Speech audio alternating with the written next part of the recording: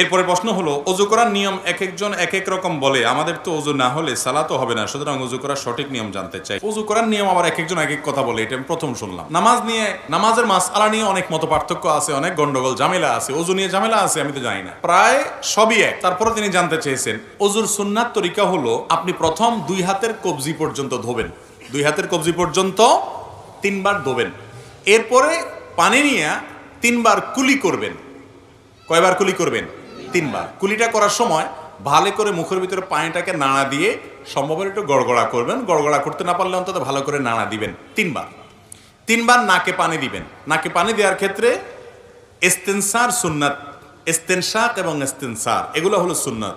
তো এই নাকে পানি দেওয়ার ক্ষেত্রে যে নির্দেশ, সেটার বাস্তবায়নটা এভাবে হবে যে হাতের কোষে পানি নিয়ে নাকের কাছে ধরে হালকা করে টান দিবেন। জোরে টান দিন, আবার মাথা তুলে যাবে। একদম হালকা, বা নাককে চুবায় ধরে ডুবায় ধরে যাতে করে ভিতরে পানি যায়। এরপরে নাক পরিষ্কার করবেন। এভাবে 3 বার করা কি সুন্নাত। এরপর আপনি 3 বার আপনার মুখ ধোবেন। কয়বার ধোবেন? 3 বার। এই 3 বার ধোয়ার সময় পানি নেবেন অল্প, ডলবেন বেশি, ডলতে হবে বেশি। বিশেষ করে কপাল, এই যে কানের লতি, গোড়া, এগুলো একটু বেশি ডলা লাগে, কারণ এই জায়গাগুলো বর্ডার তো শুকনা থেকে যায় অনেক সময়। তো এগুলোকে ভালো করে ডলতে হয়। নবী করিম সাল্লাল্লাহু আলাইহি ওয়াসাল্লাম ওযুর ক্ষেত্রে বারবার বলেছেন, আসবিগুল ওযু, তোমরা ওযুকে পরিপূর্ণ করো, আয় আকমিলুল ওযু। তার মানে ওযুটাকে ভালোভাবে করতে হয়। এই ভালোভাবে ওযু মানে কি? ভালো ওযু মানে হলো সুন্দর করে ডলা। পানি অল্প নিলেন, ডলতে হবে বেশি। 3 বারের জায়গায় 4 বার 5 বার ধোবেন না। অনেক আছেন যে এই মুখ ধোয়ার ক্ষেত্রে দোয়া হইল কি হইল না, শুকনা থাকলো কিনা, এই ওয়াসওয়াসার কারণে সে একের পর এক পানি ধুইতেই থাকে, 5 বার 7 বারও ধোয়। এটা সুন্নতের খেলাফ। 3 বার ধোয়া সুন্নত, কমও করবেন না, বেশিও করবেন না। 3 বার পানি নিয়ে যদি আপনি বেশি করে ডলেন, অনেক সময় ধরে ডলেন, শুকনা থাকবে না। এরপরে যদি আপনার মনে বলে, যদি শুকনা থেকে যায়, তখন মনরে বলবেন শুকনা থাকলে আমি আল্লাহর সাথে বসবো, কারণ আল্লাহ রাসূল 3 বার করতে বলছে, আমি 3 বার করছি। এরপর শুকনা আছে কিনা, আমার ডলার আছে, ডলছি। এরপর শুকনা থাকলে আমার কোনো গুনাহ হবে না। আপনি অন্তত টেনশন নেবেন না, আমি দায়িত্ব নিলাম। যদি আপনি ডলারটা সুন্দর মতো করেন আর 3 বার দোন, শুকনা যদি আছে এরকম মনে হয়, বুঝবেন এটা ইবলিসে আপনারা দিয়ে পানি অপচয় করাবে, নামাজের জামাত ছুটাবে, আপনাকে ক্ষতিগ্রস্ত করবে নেক্সট সুরতে। এরকম ওয়াসওয়াসা নামাজের মধ্যে যে শয়তান দেয়, ওইটার নাম হলো খিনজাব, হাদিসে আসছে। ওইটা বিশেষ এক টাইপের ইবলিস আছে যে মানুষের নামাজের মধ্যে বিশেষ করে যত রকম ওয়াসওয়াসা আছে সেগুলো দেয়। এই জন্য এটা ওই ইবলিসের কথা শুনবেন না। যদি মনের ভিতরে ওয়াসওয়াসা আসে, বুঝবেন যে ইবলিস হাজির হয়ে গেছে। আপনার অজুতে বেশি পানি নষ্ট করায়, বেশি সময় নষ্ট করায় আপনাকে ক্ষতিগ্রস্ত করবে। আপনার মনে হবে যে 3 বারের জায়গায় আমি 5 বার দিতেছি, আমি তার বেশি ভালো করতেছি। বেশি ভালো, বেশি ভালো। এই বেশি ভালো তো ভালো না। বেশি ভালো কি ভালো? ভালো না। তাহলে কয়বার দিতে হবে? 3 বার। এই 3 বার ধোবেন। দাড়ি যদি পাতলা হয় তাহলে একেবারে গোড়া পর্যন্ত যেন যায়, এরকম পানি দিয়ে চেষ্টা করবেন আপনার গোড়া পর্যন্ত পানি পৌঁছানোর। গেল এটা। এরপরে 3 বার হাত ধোবেন। এই হাত ধোয়ার ক্ষেত্রে আগে ডান হাত ধোবেন, সবাই তো ডান দিয়ে শুরু করি আমরা আলহামদুলিল্লাহ। এই কোণে পর্যন্ত ভালো করে ডলবেন, পানি নেবেন অল্প। এরপরে 3 বার বাম হাত ধোবেন, শেষ। শুরুতে বিসমিল্লাহ বলবেন, বিসমিল্লাহ বলেই করবেন। আরেকটা জিনিস রয়ে গেছে, মেসওয়াক, গুরুত্বপূর্ণ জিনিস। অজুতে শুরুতে আপনি কি করবেন? মেসওয়াক করবেন। মেসওয়াক তো এখন আমাদের আর নাই, হারায় গেছে। কয়জনের পকেটে মেসওয়াক আছে দেখাতে পারবেন এখন? 2 জন, আর হয়তো 2-4 জন হবে। মেসওয়াক নাই। ভালো করে শুনে রাখেন। নবী করিম সাল্লাল্লাহু আলাইহি সাল্লাম বলেছেন, লাউলা আন আশুক্কা আলা উম্মতি লা আমারতুহুম বিসওয়াক। যদি আমার উম্মতের জন্য মেসওয়াকটাকে আমি কঠিন মনে না করতাম, আমি মেসওয়াক করাটাকে আবশ্যক, ফরজ ওয়াজিব করে দিতাম, অর্ডার জারি করে দিতাম যাতে সবাই মেসওয়াক করে। কারণ মেসওয়াক এটা মুমিনের জন্য, ইমানদারের জন্য অনেক উপকারী একটা জিনিস। এটা শুধুমাত্র দাঁত পরিষ্কার করো না, এটার সাথে অনেক কিছু সম্পর্ক আছে, ইমানের সম্পর্ক আছে। ইমানে মৃত্যু যে আমলগুলোর মাধ্যমে হয়, সে আমলগুলোর মধ্য থেকে একটা হলো মেসওয়াক।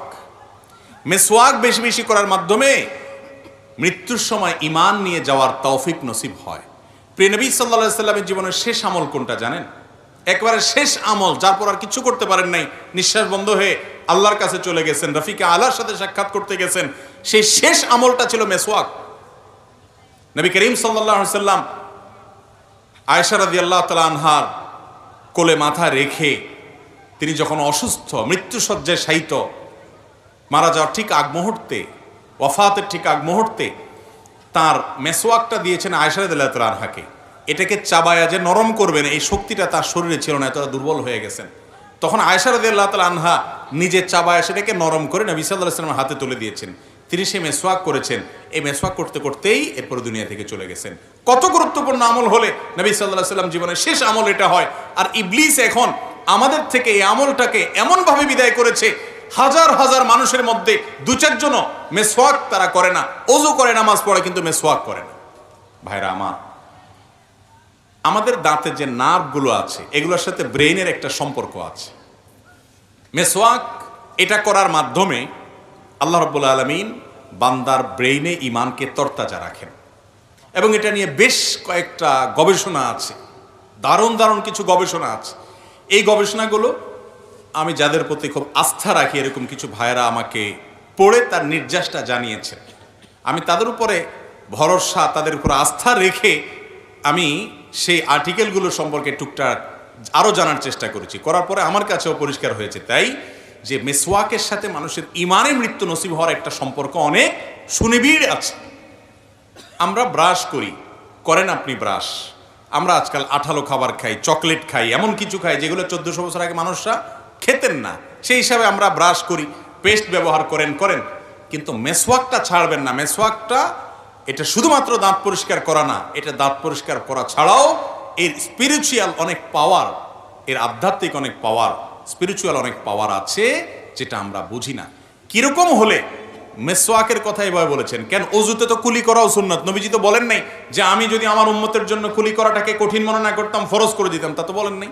নাকে পানি দেওয়াটাকে তো এভাবে বলেন নাই, অন্য সুন্নতের কথা তো এভাবে বলেন নাই।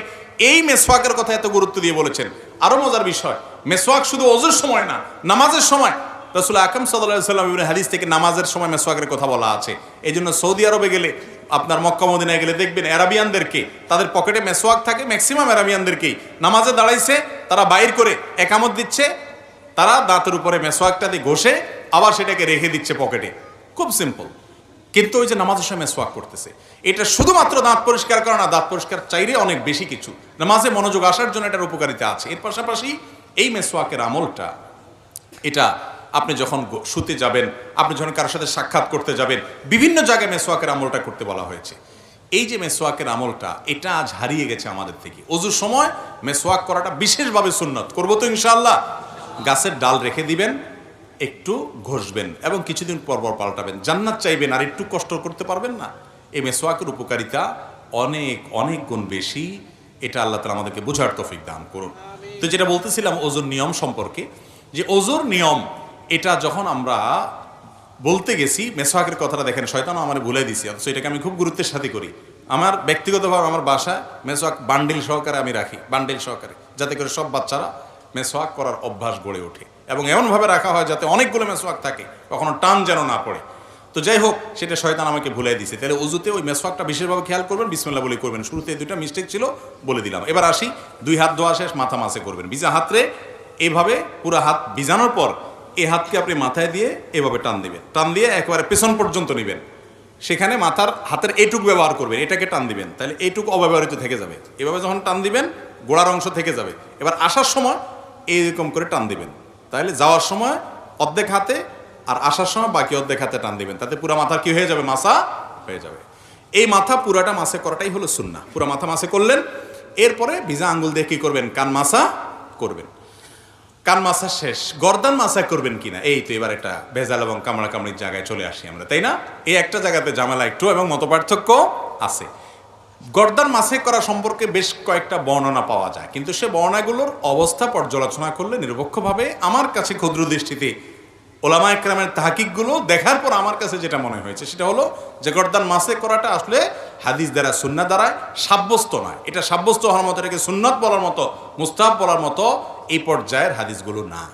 কথা কি বুঝাতে পারছি? কেউ গর্দান উপরে মাসে করে, ওই যে বিভিন্ন বর্ণনা আছে সেগুলোর উপরে এতেমাদ করে, ভরসা করে, অনেকগুলো আমাদের ফতোয়া আছে মুস্তাহাবের উপরে, তাদের ব্যাপারে আপনার হার্ডলাইন হয়ে তাদের সাথে যুদ্ধ করতে যাওয়ার দরকার নাই। আপনি যেটাকে বিশুদ্ধ মনে হয়েছে সেটার উপর আপনি আমল করবেন। যাই হোক, তাহলে মাথা মাসে করা শেষ, কান মাসে করা শেষ, বাকি রইল পাও।